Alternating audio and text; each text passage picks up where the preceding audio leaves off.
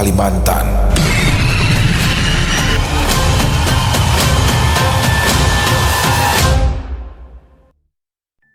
Assalamualaikum warahmatullahi wabarakatuh. Halo semuanya teman-teman, selamat malam, selamat datang kembali di channel kesayangan kita, channel Ilo Bercerita. Dan masih bersama saya Ilo, dimanapun teman-teman berada. Semoga teman-teman selalu dalam keadaan sehat walafiat, tanpa kekurangan satu apapun, amin amin ya robbal alamin. Dan pada kesempatan yang baik ini saya akan membawakan satu kisah dari penulis favorit saya, Om Ras. Wow, penulis asal Kalimantan Tengah yang kisah-kisah yang selalu menarik untuk disimak ya teman-teman ya.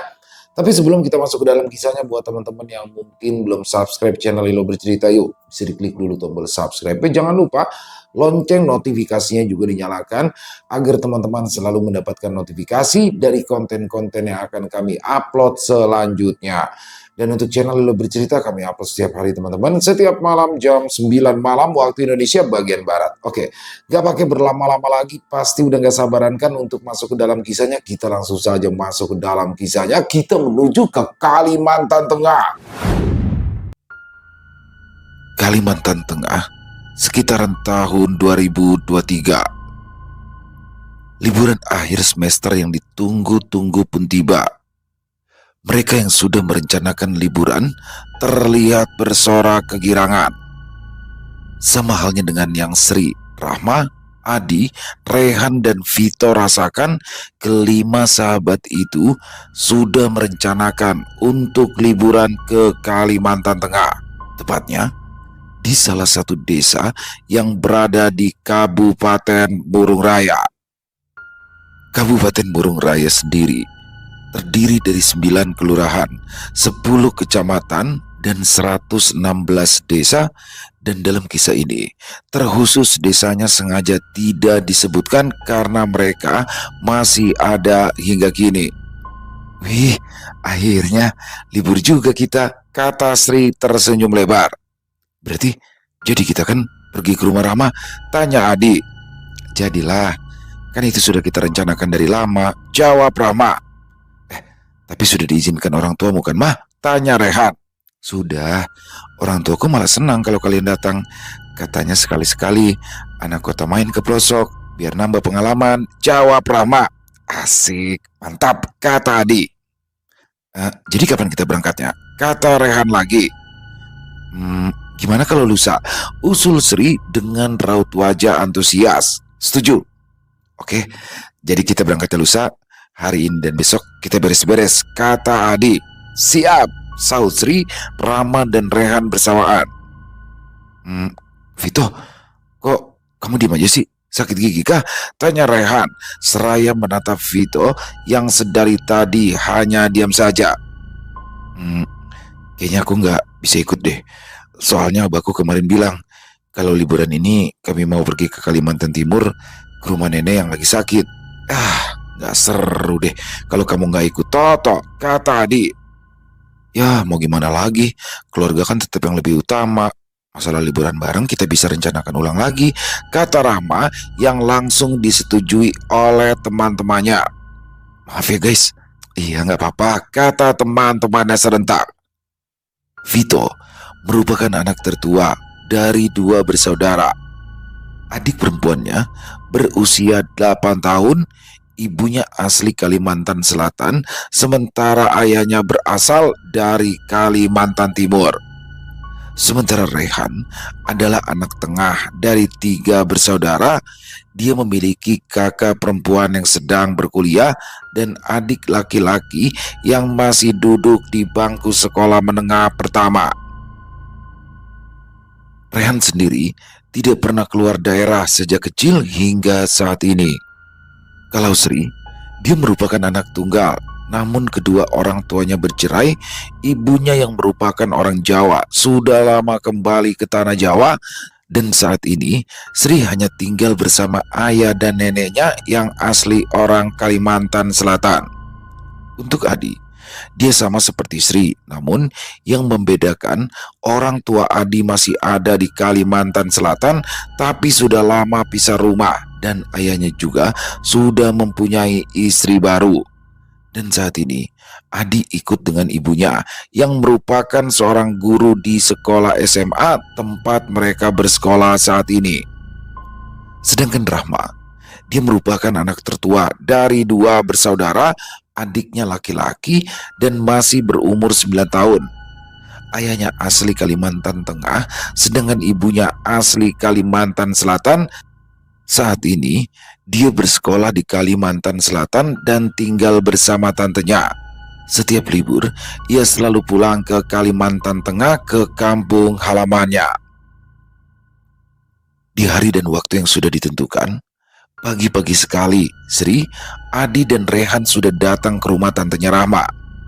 Mereka membawa tas ransel yang tampak penuh dengan barang-barang bawaan. Di teras rumah, terlihat tantenya Rahma sedang sibuk menyiram bunga yang memenuhi halaman dan teras rumahnya tersebut. Sungsungnya Bu Hamika mendatang. Pagi sekali kalian datang, sapa tantenya Rahma. Inggih supaya kadang ngali Rama nunggui. Iya tante, biar Rama nggak kelamaan nunggu, jawab Rehan dan Sri bersamaan. Sementara Adi tampak sibuk memperhatikan bunga-bunga milik tantenya Rama. Sudah masuk saja, Rama ada di dalam. Tante rasa dia sedang sarapan, lebih baik kalian ikut sarapan. Tadi tante bikin nasi goreng kampung, kata tantenya Rama. Terima kasih tante, jawab ketiganya serentak. Sri, Adi dan Rehan segera masuk ke dalam rumah. Aroma harum nasi goreng kampung dari dapur langsung menyambut mereka. Di meja makan, Rahma sudah duduk dengan rambut yang masih sedikit berantakan. Jelas, ia baru saja bangun tidur. Kalian datangnya pagi banget, ucap Rahma sambil tersenyum lebar meski matanya masih terlihat mengantuk.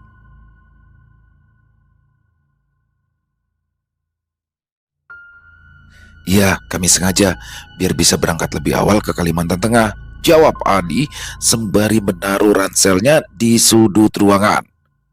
Rehan langsung melirik piring nasi goreng yang masih penuh di depan Rama. Wah, nasi goreng kampung tante memang juara. Boleh nggak kami ikut sarapan? Tanyanya sambil mengusap perut. Rama terkekeh. Ya jelas boleh lah. Tante masaknya banyak kok. Yaudah, duduk saja kalian, jawab Rama. Kalau sudah kenyang, kalian beres-beres dulu ya. Mobil juga sudah tante siapkan. Supirnya juga sudah siap untuk mengantar sampai perbatasan. Nah, setelah itu kalian bisa lanjut sendiri, kata tantenya Rama dengan nada suara penuh perhatian. Mendengar itu, Sri dan kawan-kawannya saling pandang. Hati mereka makin bersemangat, membayangkan perjalanan panjang menuju Kalimantan Tengah untuk liburan di rumah Rama. Siap tante? Singkat cerita, setelah selesai makan dan beres-beres, mereka pun akhirnya bersiap-siap untuk berangkat. Ketika mobil perlahan-lahan mulai melaju di jalanan, tiba-tiba dari belakang terlihat Vito yang berlari mengejar mobil. Itu si Vito, kata Adi yang duduk di kursi paling belakang. Rama menoleh ke arah belakang. Pak, berhenti pak, ujar Rahma pada sang sopir. Mobil segera menepi dan berhenti di pinggir jalan. Tanpa menunggu lama, Rahma membuka pintu mobil dan bergegas menghampiri Vito. Sementara teman-temannya yang lain hanya menunggu dan memperhatikan dari dalam mobil. Vito tampak terengah-engah, nafasnya memburu. Ia membungkuk, berusaha mengatur nafas sambil berkata, Tunggu aku. Aku juga mau ikut ke Kalteng, ucapnya dengan suara terputus-putus. Rama menatap Vito dengan raut kaget. Loh, bukannya kamu bilang gak jadi ikut? Katanya mau ke Kalimantan Timur. Vito menghela nafas panjang, lalu ia tersenyum kecut. Iya, rencananya memang gitu. Cuma tadi pagi sebelum jam kalian berangkat, aku dengar kabar kalau keberangkatan keluargaku diundur karena mendadak abahku harus pergi ke Jawa mengurus kerjaannya.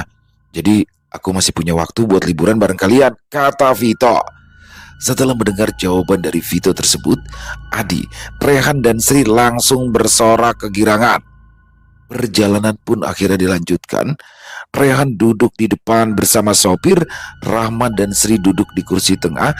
Sementara itu, Adi dan Vito duduk di kursi paling belakang. Sesampainya di perbatasan Kalsel dan Kalteng, mobil tidak juga menepi untuk menurunkan mereka berlima. Loh, kata tante, kami cuma diantar sampai perbatasan, Pak. Kok ini jalan terus? Tanya Rahma setengah protes pada Pak sopir. Ya, sebenarnya saya memang disuruh mengantar kalian sampai ke Kalteng, ke rumahnya Narahma. Cuma ibu nggak bilang ke kalian, karena takut kalian nggak mau, jawab Pak sopir. Setelah mendengar jawaban dari Pak sopir yang mengantar mereka itu pun, akhirnya mau tak mau mereka menurut saja. Setelah menempuh perjalanan panjang dari Kalsel ke Kalteng dengan melewati jalanan berliku yang kadang sepi dan juga sempat beberapa kali berhenti untuk beristirahat, hari itu mobil pun akhirnya memasuki kawasan kampung halaman Rama yang berada di Kalimantan Tengah, tepatnya di Kabupaten Murung Raya. Udara di sana terasa berbeda, jauh lebih sejuk dan lebih asri. Pepohonan karet berjejer di kiri kanan jalan menuju desa. Sesekali terdengar suara burung hutan yang seolah menyambut kedatangan mereka. Kita sudah sampai, Mah? Tanya Sri. Rama mengangguk. Ya, ini sudah dekat rumahku, tinggal belok sedikit lagi deh. Alhamdulillah, akhirnya sampai juga, ucap Sri. Rama tersenyum lebar. Rehan yang duduk di kursi depan di samping Pak sopir terlihat antusias memperhatikan rumah-rumah warga yang mereka lewati. Sementara Vito dan Adi yang tadinya kelelahan kembali bersemangat. Mereka berdua menempelkan wajah ke kaca jendela, penasaran dengan suasana di Desa Rama. Tidak lama kemudian, mobil pun berbelok ke jalanan yang lebih kecil. Di ujung jalan, tampak sebuah rumah besar yang keseluruhannya terbuat dari kayu ulin, berdiri kokoh dengan halaman luas dan ada warung sembako yang cukup besar di depannya. Bangunan warung sembako itu sendiri terpisah dari bangunan rumah tabalien tersebut. Terlihat juga beberapa ayam berlarian di halaman. Dan tidak jauh dari situ terdengar suara anak-anak kecil bermain di sekitaran rumah. Setelah mobil berhenti, Rama turun lebih dulu, lalu diikuti oleh teman-temannya. Selamat datang di rumahku, kata Rama dengan ceria seraya merentangkan kedua tangannya. Seorang wanita berusia 38 tahunan keluar dari dalam rumah lalu melambaikan tangan ke arah Rama. Nah, akhirnya kalian datang juga. Masih capek kan? Ayo, ajak teman-temanmu masuk dulu. Di dalam sudah mama siapkan minuman dingin dan makanan ringan, kata wanita itu dengan sangat ramah. Rahma tersenyum lebar, lalu mulai memperkenalkan teman-temannya. Ma, ini teman-temanku. Ada Rehan, Ibunda Vito dan Sri, mengenakan kalung emas besar sambil tersenyum yang juga tak kalah besar. Dari penampilannya sudah jelas sekali kalau dia adalah orang kaya di kampung itu. Selamat datang ya semuanya. Jangan sungkan-sungkan di sini.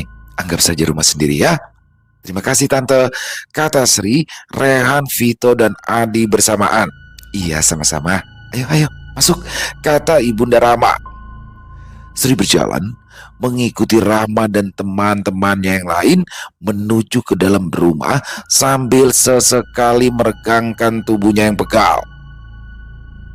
Begitu masuk ke dalam rumah, aroma harum tercium memenuhi ruangan. Di meja sudah tersedia es jeruk dingin, kue kering dan lemang yang tampak menggoda. Ayo silakan diminum dulu biar segar, ujar ibunya Rahma sambil tersenyum hangat. Adi langsung meraih segelas es jeruk, lalu meneguknya sampai habis. Wah, segar sekali tante, cocok banget setelah perjalanan jauh, kata Adi. Ibunya Rama tersenyum. Terlihat Sri duduk sambil memijat-mijat pundaknya sendiri. Capek banget kayaknya, kata Rahma. Ya, tapi capeknya hilang kalau disambut begini. Rama terkekeh kecil. Kan udah aku bilang, ibuku pasti siapin macam-macam buat kalian. Rehan yang sedari tadi diam hanya mengangguk sambil mengamati suasana di dalam rumah. Matanya menatap lemari, kursi dan meja yang semuanya terbuat dari kayu ulin, kayu mahal dan cukup langka yang biasanya hanya dimiliki oleh orang-orang kaya saja. Kalian istirahat dulu saja ya. Nanti setelah makanan siap kita makan bersama, ujar ibunya Rama menutup percakapan. Setelah ibunya Rama pergi, mereka pun membaringkan tubuh yang sudah sangat lelah. Enak banget rumahmu ya, Mah. Adem dan nyaman, kata Adi malam itu setelah mereka semua makan malam bersama. Iya dong, namanya juga di desa terpencil, dan yang bikin adem itu suasananya di. Adi mengangguk. Pantesan aja ya, si Rama betah tinggal di sini, saut Sri sambil tersenyum. Rahma hanya tertawa kecil, lalu ia berkata, iya Sri, walaupun jauh dari kota, tapi rasanya tenang, udaranya segar, gak bising, apalagi kalau malam-malam kayak gini. Bener banget tuh, suara jangkrik sama angin malamnya aja udah cukup bikin ngantuk. Rasanya kayak lagi di tempat wisata, ya gak sih? Rehan yang sedari tadi duduk sambil menyeruput teh hangat ikut menimpali. Ya, suasananya beda banget sama di kota. Kalau di sana malam pun masih ramai, suara mobil, suara motor gak pernah sepi. Kalau di sini malah bikin pengen tidur cepat, kata Vito. Rama tersenyum mendengar komentar dari teman-temannya. Makanya kalian itu cocok banget liburan di sini. Besok pagi kita jalan-jalan ya keliling desa. Habis itu kita pergi ke sungai sama ke kebun cempedak milik kakekku. Pasti seru deh, ujar Rama. Siap, kata teman-temannya serentak. Malam semakin larut. Mereka pun akhirnya memutuskan untuk tidur. Rehan, Adi dan Vito tidur berjejer di ruang tamu, beralaskan kasur kapuk yang cukup tebal, dan di bawah kasur itu ada tikar dari anyaman rotan berguna untuk alas bawah kasur. Sementara Sri tidur sekamar bersama Rama. Lampu ruang tamu sengaja dimatikan, hanya menyisakan cahaya redup dari lampu teras yang menembus celah tirai penutup kaca yang sedikit terbuka. Suasana desa yang sunyi semakin terasa. Hanya sesekali terdengar suara jangkrik dan anjing yang menggonggong di kejauhan. Di sini dingin banget ya hawanya kalau malam, bisik Adi sambil menarik selimut lebih rapat. Ya, beda banget sama di kota. Hawa dingin di sini kalau semakin malam malah terasa menusuk sampai ke tulang, jawab Rehan pelan, matanya mulai terasa berat. Vito yang masih terjaga hanya mengangguk kecil. Ia menatap langit-langit plafon rumah yang terbuat dari papan kayu, lalu menghela nafas panjang. Kayak ada suara lain gak sih? Bisiknya membuat Rehan yang tadinya hampir terlelap kembali membuka mata. Suara apa? Tanya Rehan setengah balas. Tadi kayaknya ada suara langkah, pelan banget di luar rumah. Adi yang tadinya sudah meringkuk tiba-tiba ikut menajamkan pendengaran. Mereka bertiga terdiam, hanya suara jangkrik yang jelas terdengar. Namun sesaat kemudian terdengar suara frek, frek, seperti ada ranting yang patah diinjak seseorang di dekat jendela. Nah, kamu dengarkan? Tanya Vito setengah berbisik pada Adi. Wih, jangan bikin takut lah Tok, balas Adi berusaha menenangkan diri meski wajahnya sendiri sudah tegang. Vito menelan ludah. Serius, aku gak ngarang. Dari tadi aku juga ngerasa kayak ada yang memperhatikan kita. Suasana jadi semakin hening. Hanya nafas mereka bertiga yang terdengar. Rehan akhirnya pelan-pelan berdiri dan mendekati jendela, mencoba mengintip keluar sana. Vito ikut beranjak. Namun mereka tidak melihat ada yang aneh di luar sana selain seekor bebek yang berdiri diam di dekat jendela tersebut. Gak ada apa-apa, cuma ada bebek. Mungkin suara-suara kayak langkah tadi suaranya bebek itu, kata Rehan seraya menatap Vito. Adi menghela nafas lega dan langsung menutupi wajahnya dengan selimut. Kirain apaan, bikin jantung deg-degan aja, gumamnya. Vito masih menatap ke arah bebek itu dengan dahi berkerut. Tapi kok aneh ya, bebek biasanya gak begitu. Malam-malam harusnya dia sudah tidur sama teman-temannya gak sih? Ucapnya lagi. Rehan menoleh lagi ke arah luar, memperhatikan bebek itu. Ya benar kata Vito, bebek itu masih berdiri kaku. Kepalanya menghadap lurus ke arah jendela seolah sedang menatap balik ke arah mereka yang memperhatikannya. Bulu bebek itu tampak agak basah, padahal sejak mereka datang tadi tidak turun hujan. Merasa merinding, Rehan segera menarik tirai jendela. "Udahlah, gak usah dipikirin, tidur aja," katanya mencoba menutup pembicaraan. Mereka bertiga pun kembali berbaring, meski Vito masih merasa resah. Ia menarik selimutnya hingga menutupi kepala, berharap bisa segera terlelap. Namun, beberapa menit kemudian, suara pelan terdengar dari arah teras, seperti ada sesuatu yang mengetuk papan lantai. Adi membuka mata lebar-lebar. Reh, dengar gak? Bisiknya dengan suara tercekat. Rehan tak menjawab. Suasana mendadak hening. Hanya saja dari luar jendela terdengar suara wek wek lirih, bukan seperti suara bebek pada umumnya, tetapi suara itu terdengar agak panjang, serak, dan menyeramkan. Vito langsung menyingkap selimutnya, menatap ke arah jendela dengan mata membelalak. "Itu bukan suara bebek seperti biasanya kan?" tanya Vito dengan suara bergetar. Adi menggenggam lengan Rehan yang masih berbaring. Reh, jangan pura-pura tidur. Kau juga dengar kan?" kata Adi. Rehan membuka mata perlahan. Jantungnya berdegup keras, tapi ia mencoba menahan diri agar tetap tenang. "Iya, aku juga dengar. Tapi menurutku lebih baik jangan dibahas lagi. Sekarang ini lebih baik kita tidur," jawabnya pelan. Suara kuek-kuek itu terdengar lagi, kali ini lebih dekat. Seakan pemilik suara tersebut berada di ruangan yang sama bersama mereka. Tirai tipis itu bergoyang pelan, entah karena angin atau sesuatu yang lain. Ketiganya saling pandang dalam diam. Keringat dingin mulai membasahi dahi. Vito memberanikan diri merangkak pelan menuju ke arah jendela, walau kedua temannya sudah berusaha menahan.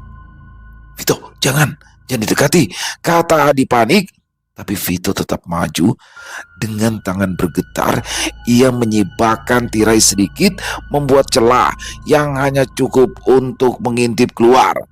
Dan saat itu juga wajahnya langsung pucat pasi. Bagaimana tidak, di luar makhluk itu tampak berdiri tegak. Bentuknya menyerupai bebek, tapi tubuhnya terlalu besar, bahkan jauh lebih besar daripada angsa. Bulunya basah, meneteskan air seperti baru keluar dari sungai, dan matanya menyala merah menatap Vito. Vito refleks mundur beberapa langkah, nafasnya terengah-engah, tubuhnya gemetar.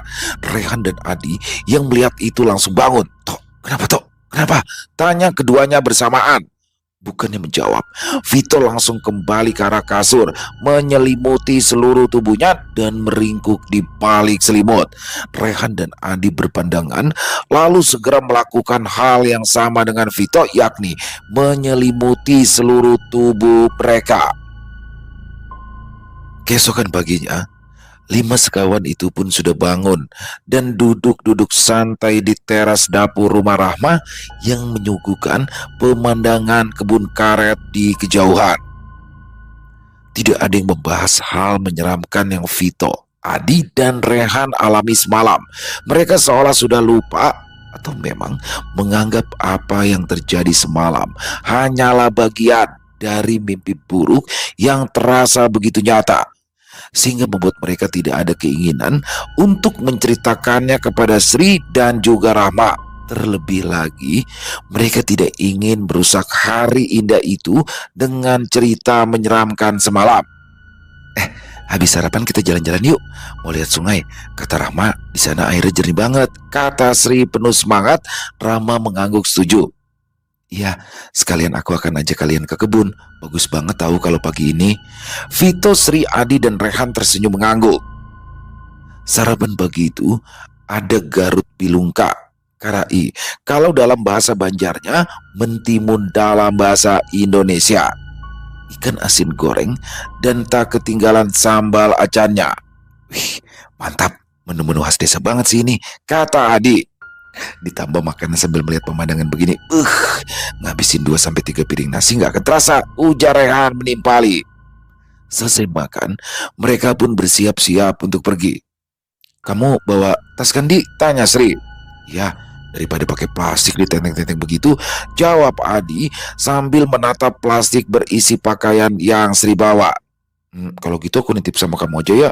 Cuma baju sama celana kok nggak berat," kata Sri. Kebiasaan," ujar Adi menggerutu. Namun meskipun begitu, ia tidak menolak. Sementara itu, Rehan masih menertawakan penampilan Rahma yang mengenakan bedak basah seperti masker wajah. "Lucu banget sih kamu mah. Penampilanmu itu udah seperti acil-acil yang mau panen padi. Nanti kalau karnaval 17-an, penampilanmu gini aja," kata Rehan. Rahma mencibir, tangannya masih sibuk menyiapkan perbekalan. "Yuk, udah siap semua nih," kata Rahma, lalu menyuruh Rehan untuk membawa perbekalannya. "Buset, ini isinya apa aja, mah? Berat banget," kata Rehan. "Beras, minyak goreng, bawang, gula, kopi, panci wajan, piring sendok sama gelas. Pokoknya lengkap deh semuanya," kata Rahma. "Hah, ini kita mau jalan-jalan atau mau pindah rumah sih? Kalau nggak sekalian aja bawa sama rumah-rumahnya," ujar Rehan. Rahma langsung tertawa mendengar komentar dari Rehan. "Ya kan sekalian biar kita bisa masak-masak di tengah hutan. Seru tahu, nggak cuma piknik dan makan makanan yang udah jadi," jelas Rahma sambil merapikan rambutnya. Vito yang sedari tadi duduk di teras langsung ikut menimpali. "Wah, asik tuh. Aku bisa bikin sambal. Kalau makan di hutan nggak ada sambal kayaknya nggak afdol." Adi mengangkat alih separuh bercanda. Tapi kamu yakin kan ada tempat yang aman buat masak? Jangan sampai kita malah bikin kebakaran hutan," kata Adi. "Tenang aja, Di, nggak akan kebakaran kok," jawab Rama mantap. Mereka pun kemudian berangkat menuju ke sungai.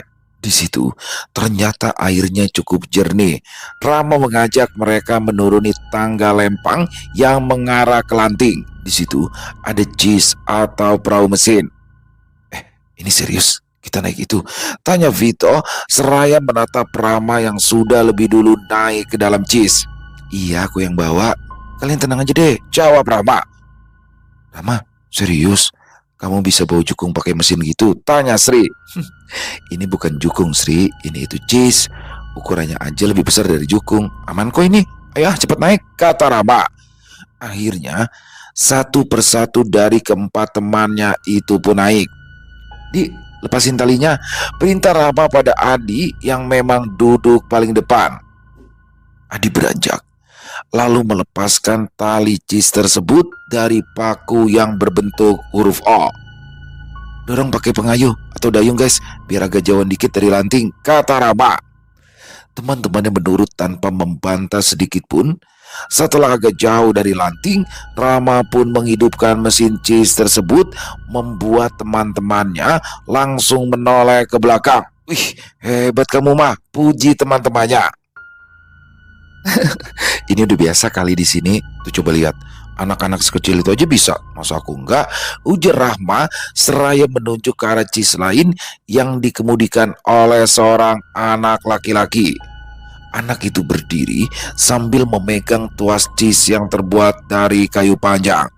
Tuas itu berfungsi untuk mengarahkan jis berbelok ataupun lurus. "Keren, keren," puji teman-temannya seraya bertepuk tangan. Rama tertawa kecil. "Iya dong, di desa ini anak-anak terbiasa main di alam sekaligus belajar dari alam. Jis ini kan alat transportasi, jadi sejak kecil mereka sudah dibiasakan," kata Rahma. "Wah, kalau aku sih biasanya cuma bisa naik jet ski," kata Vito. "Iya, itu pun setelah beberapa kali jatuh ke air," saut Rehan dan Adi bersamaan. Gelak tawa mereka pecah bersaingan dengan suara mesin jis yang kian terdengar nyaring. Sekitar 20 menit kemudian, jis yang dikemudikan Rama akhirnya menepi. Tak jauh dari tempat mereka berdiri, tampak beberapa orang sibuk mengais dan mencari sesuatu di antara tumpukan dahan serta batang pohon tumbang yang berserakan di tepi sungai. Bagian pinggir sungai itu melebar, membentuk semacam pantai kecil berpasir yang dipenuhi jejak langkah dan sisa kayu besar yang hanyut dari hulu. Rehan, Adi, dan Vito bersiap-siap untuk membawa barang-barang mereka. Itu orang-orang ngapain, mah? Tanya Sri berbisik. Ia mengarahkan kamera handphonenya ke arah orang-orang tersebut. Nyari kayu atau kerang, jawab Rama sekenanya. Setelah itu, Rama pun mengajak mereka untuk melanjutkan perjalanan menuju ke kebun buah cempedak milik kakeknya. Sambil memimpin jalan, tangan Rama tampak aktif memetik tumbuhan yang daunnya memiliki dua jenis warna yang berbeda, yakni merah dan hijau. Kalau daun yang berwarna hijau, tekstur daunnya lebih keras, sementara yang merah terasa agak lembut. Apaan sih itu, mah? Tanya Vito. Ini lambiding, sayur yang tumbuh liar, tapi enak banget tahu. Nanti aku masak, kalian coba ya, kata Rama. Kita nggak akan mati kan kalau makan itu? Tanya Rehan. Ya enggak lah, ini kan sayuran. Walaupun tumbuhnya liar, tapi tetap bisa dimakan, jawab Rama. Ya udah, tapi nanti kamu aja duluan yang makan. Biar kalau kamu kenapa-napa, kami bisa bawa kamu pulang, ujar Vito kemudian, yang langsung mengundang gelak tawa dari ketiga temannya. Sementara Rahma hanya memasang raut wajah julid. Sekitar hampir setengah jam berjalan kaki, mereka pun akhirnya tiba di sebuah gubuk. Gubuk itu terbuat dari papan yang sudah setengah jabuk atau berlubang-lubang, lapuk dan rapuh. Dengan atap yang terbuat dari daun palas. Atap dari daun palas ini tidak perlu diambit seperti daun rumbia, tinggal disusun-susun, dilipat-lipat dan dijepit dengan kayu atau bambu, lalu dipasang, selesai. Tapi kalau rajin dan mau lebih rapi, bisa saja diambit dulu. Di halaman gubuk itu ada jerigen besar yang dibelah dua dan dijadikan wadah untuk menampung air sebagai pengganti baskom. Di sekeliling gubuk tersebut terdapat pohon-pohon cempedak dengan buah yang tampak menggantung di batang-batang pohonnya. Aroma wangi buah cempedak yang sudah matang di pohon terasa sangat menggoda. Itu buah cempedaknya sudah pada matang ya, mah? Tanya Rehan. Kalau dari aromanya sih kayaknya iya, jawab Rahma seraya membuka pintu gubuk dengan kunci yang ia bawa dari rumah. Kita ambil yuk, kata Vito yang sudah tidak sabaran. Taruh dulu barang-barang bawaan kalian di sini, ujar Rama. Rehan masuk lebih dulu ke dalam gubuk. Ternyata di dalamnya ada kelambu berukuran besar, bantal, kasur dan juga dapur kayu. Wah, nyaman banget di sini nih, ujar Rehan seraya meletakkan barang bawaannya.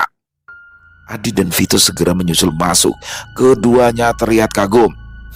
Kirain gubuknya kosong, ternyata isinya lengkap juga, kata Adi sambil menepuk-nepuk kasur kapuk yang digulung dan disandarkan ke dinding. Vito mengamati sekeliling.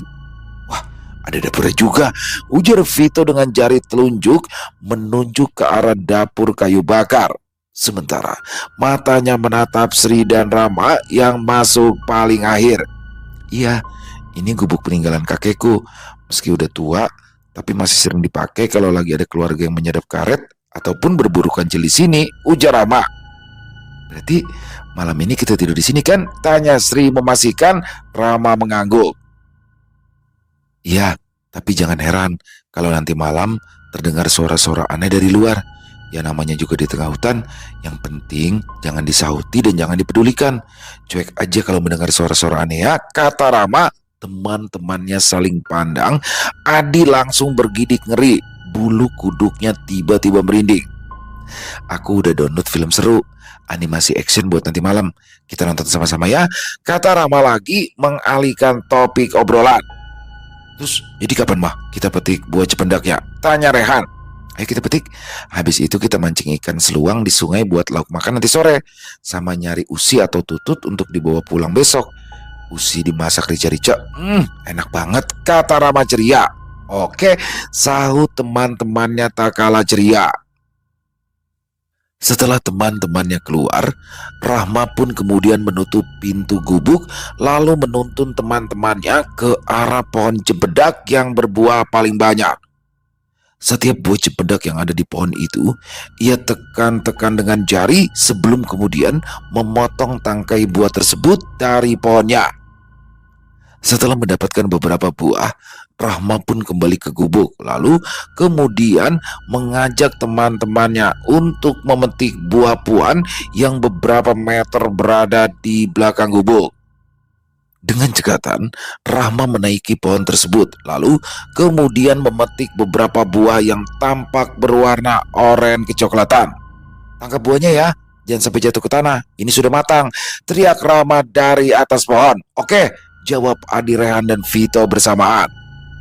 Setelah buah-buah yang ia petik itu berhasil ditangkap oleh teman-temannya, Rama pun lalu turun dari atas pohon. "Yuk kita ke gubuk," ajaknya. Enaknya buah ini mah," kata Vito. Rahmat tersenyum. Ia senang melihat teman-temannya yang bahagia menikmati buah-buahan yang baru dipetik itu. Selesai memakan buah-buahan tersebut, mereka pun berangkat memancing. Hanya sebentar memancing, mereka sudah mendapatkan banyak ikan seluang. "Nah, ini usi namanya guys," kata Rama seraya mengambil satu tutut dengan cangkang yang panjang dari dalam sungai. Hmm, Kalau di Banjar namanya haliling kan mirip, tapi ini kok aneh ya, bentuknya panjang-panjang begitu dan hidupnya juga di sungai bukan di sawah, kata Adi. "Ini itu usi laki, bentuk cangkangnya memang lebih panjang. Kalau yang di Banjar itu usi bini, bentuk cangkangnya agak bulat dan pendek. Di sini juga ada usi bini, tapi jarang. Dan ya, di sini hidupnya di sungai jernih begini, bukan di sawah. Mungkin karena kita di sini kebanyakannya sawah kering, sawah yang tanpa genangan air, tanpa pengairan, hanya mengandalkan hujan dan bisa ditanami tanaman selain padi," ujar Rama menjelaskan. "Oh, berarti kalau gitu nggak bau dong dia, nggak makan lumpur soalnya," kata Adi. "Nggak berlumpur, cuma berbatu aja. Jadi harus direndam dulu semalaman biar batunya keluar," ujar Rama. Setelah membersihkan perut-perut ikan seluang itu, mereka pun mandi sambil bercerita-cerita hal lucu yang membuat suasana jadi riuh penuh tawa.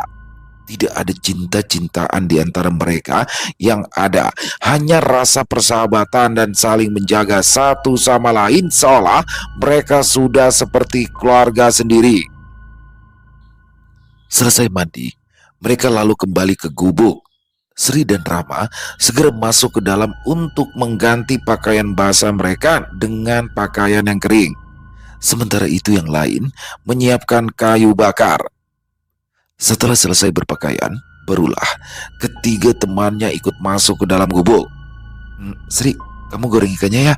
Aku mau ke sungai dulu buat bersihin kulit cempedak ini untuk tambahan lauk," kata Rama. Dengan sigap, Vito menawarkan diri untuk menemani Rama. "Daripada aku nggak ada kerjaan, mending aku temenin kamu ya, mah. Lagian serem juga tahu kalau sendirian," kata Vito. "Ya udah, ayo," kata Rama tidak menolak. Tidak berapa lama kemudian, Rama dan Vito kembali dengan membawa kulit cempedak yang sudah dibersihkan.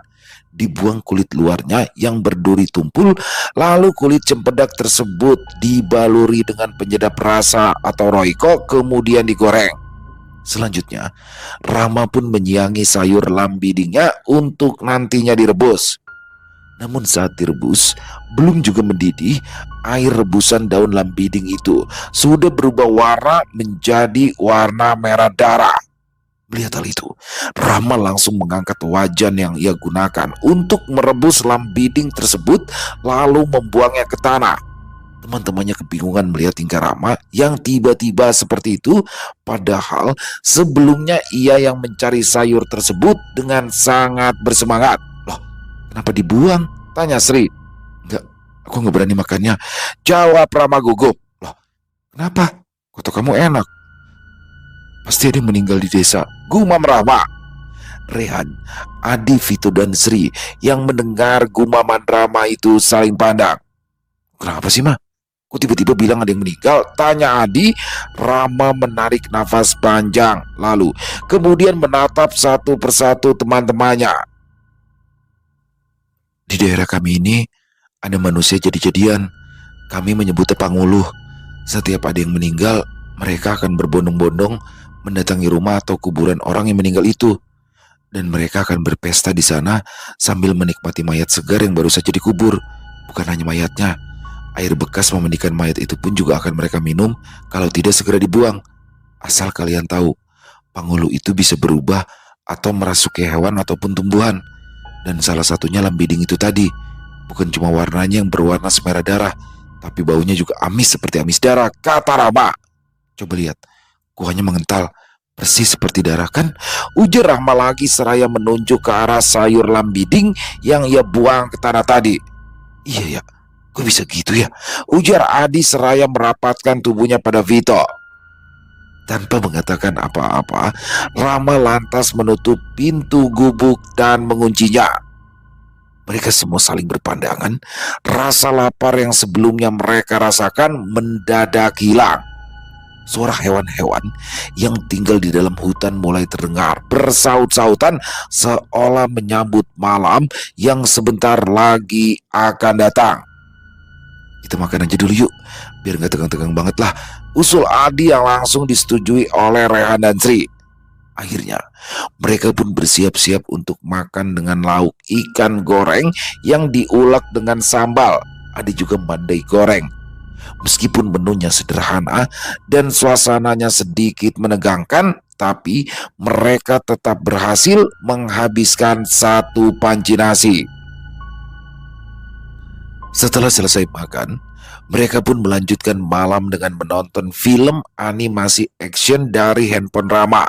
Saat itu, suasana menegangkan sudah mulai menghilang, namun di tengah-tengah serunya menonton, tiba-tiba Adi mengeluhkan perutnya yang sakit karena ingin BAB. Akhirnya, dengan ditemani oleh Rehan, Adi pun pergi ke sungai. Tapi baru saja Adi berjongkok, Rehan sudah mendesaknya karena dari arah salah satu pohon di seberang sungai kecil itu, Rehan melihat sepasang cahaya berwarna merah menyala yang mana ia duga merupakan sepasang mata dari sesuatu yang tak apa. Karena Rehan sendiri tidak berani menyorotkan senter ke arah sepasang cahaya merah tersebut. "Di, cepetan," ujar Rehan. "Sebentar, masih mules." "Ada sesuatu di sebelah sana. Dia mulai mendekat. Cepat cebok Adi," bentak Rehan. Mendengar itu, Adi lantas mengakhiri aktivitasnya. Setelah Adi selesai, Rehan langsung berjalan mendahului Adi. Dari arah belakang mereka terdengar suara seperti sesuatu yang menerabas semak-semak. Suara ranting patah bercampur dengan suara kres. Kres dari dedaunan kering yang terinjak sesuatu membuat bulu kuduk mereka langsung meremang. "Re, jangan cepat-cepat dong jalannya," panggil Adi yang masih berusaha mengejar Rehan. Rehan menoleh sekilas, wajahnya tampak tegang. "Jangan noleh ke belakang, jalan aja terus." Suara itu semakin jelas. Krek, krek, seolah makhluk itu sengaja memperdengarkan langkahnya pada mereka berdua. Semakin cepat langkah mereka, maka semakin cepat pula terdengar suara langkah dari makhluk itu. Hingga tiba-tiba dari arah samping kiri Adi muncul seekor terenggiling besar yang menggelinding. Langkah Adi terhenti. "Re," panggil Adi. Rehat ikut berhenti. Ia menoleh ke arah Adi. Terlihat terenggiling itu berdiri dengan dua kaki seperti manusia, tubuhnya tegak dan matanya berwarna merah. Hewan itu juga mengeluarkan suara yang aneh. Sebelum hewan aneh itu menyerang Adi dengan cepat, Rehan mencari kayu untuk digunakan memukul hewan tersebut. Namun tiba-tiba dari arah lain muncul seekor landak dan monyet besar. Mata mereka berwarna merah. Tidak hanya itu, mereka juga sama-sama berjalan dengan dua kaki seperti layaknya manusia. Pergi, pergi," ujar Rehan berusaha mengusir kedua hewan itu. Namun hewan-hewan itu tidak juga lari, malah mereka terlihat seperti mengejek Rehan. Namun untung saja sebelum hewan-hewan berkelakuan aneh itu menyerang mereka, dari arah depan terdengar suara seseorang. "Pergi kalian, jangan kalian ganggu mereka. Jangan sampai mata kalian kutusuk dengan bambu tamyang ini," ujar orang itu seolah mengerti dengan apa yang dikatakan oleh orang itu. Hewan-hewan aneh tersebut langsung mundur lalu kemudian pergi. Rehan dan Adi menghela nafas lega. "Ayo, cepat ke gubuk. Ujar orang itu. Rehan dan Adi saling pandang, lalu kemudian mengangguk. Sesampainya di gubuk, orang itu langsung menyuruh Rahma dan kawan-kawan beberes untuk segera pulang ke desa. Karena katanya ada salah satu tetangga Rahma yang meninggal dunia. Tidak aman kalian berada di sini. Penghulu sedang menesek. Teman-temanmu ini tadi sudah diganggu. Jadi jangan sampai terulang lagi. Mereka bisa saja melakukan hal yang membahayakan kalian semua. Apalagi kalau sampai penghulu hulung muncul, kalian bisa saja mati. Ujar laki-laki itu yang ternyata adalah sepupu dari Rama. Tanpa menolak, mereka berlima pun segera beberes dan pulang. Untung saja di antara mereka tidak ada yang terluka. Selanjutnya, selama mereka masih berada di desa itu, mereka tidak lagi dibiarkan pergi sendiri dan harus selalu ditemani oleh sepupunya Rama yang bernama Jeffrey. Selesai. Wow, luar biasa kisah dari Om Ras. Waduh, Panguluh ya. Jadi Panguluh ini makhluk jadi-jadian, teman-teman. Seperti yang dikisahkan dalam kisah tadi, dia bisa menjadi hewan apa saja, apapun ya. Tapi kalau nggak salah sih, lebih sering sih dia ke kerbau ya. Tapi ya itulah, di sini mereka pemakan bangkai. Jadi hanya mengincar mayat-mayat dan juga suka minum air bekas mandi jenazah ya. Serem banget ya. Dan dalam kisah ini saya lebih lebih merasa masuk ke dalam kisahnya sih. Om Ras tuh bisa banget deh bahwa kita kayak merasa ada di Kalimantan Tengah di Murung Raya. Apalagi dengan suasana desanya, mereka naik cis, dan di sini Rahma ya. Rahma bersama teman-temannya. Rahma ini udah jago dia bawa cis tuh. Jadi cis itu perahu kayu ya, perahu kayu, tapi ada mesinnya di belakang dan biasanya pengendaranya dari belakang tuh untuk mengemudikannya. Di sini datang ke kebun cempedak milik kakeknya di hutan dan suasananya emang asik banget sih kayak gitu ya. Datang ke kebun cempedak bersama-sama teman-teman. Di sana sudah ada gubuk. Wah, pasti asik banget suasananya, tapi sayang dirusak oleh kehadiran Pangulu. Untung aja ada Jeffrey ya, sepupunya Rama, yang ternyata menyusul mereka karena di desanya ada orang yang baru meninggal dan mereka disuruh pulang karena Pangulu sedang berkeliaran. Wow, luar biasa kisahnya. Terima kasih Om Ras atas kisahnya yang luar biasa. Ditunggu lagi kisah-kisah menarik lainnya dari Kalimantan Tengah. Dan semoga kisah barusan bisa menghibur teman-teman semua ya. Para pecinta penikmat horor misteri, lebih khususnya lagi kepada para subscriber dari channel Ilo Bercerita. Buat teman-teman yang suka dengan videonya, bisa diklik tombol like-nya, tombol jempolnya, boleh juga dong dibantu di-share ya. Link videonya ini ke teman-teman yang lain agar juga ikut merasa terhibur. Dan buat teman-teman yang punya komentar lain, punya pendapat lain tentang kisah barusan, silakan bisa menuliskan di dalam kolom komentar ataupun hanya sekedar saling menyapa. Insya Allah kami akan menjawab satu persatu. Di akhir kata, saya Ilo mengucapkan permohonan maaf apabila mungkin dalam pembawaan kisahnya barusan ada kata-kata saya yang salah ataupun ada kata-kata saya mungkin yang kurang berkenan. Saya mohon dibukakan pintu maaf yang seluas-luasnya. Sampai berjumpa lagi di konten-konten kami selanjutnya yang pasti tidak kalah serunya, yang pasti tidak kalah horornya. Masih bersama saya Ilo di channel Ilo Bercerita. Salam sehat, sukses selalu untuk kita semua. Wassalamualaikum warahmatullahi wabarakatuh.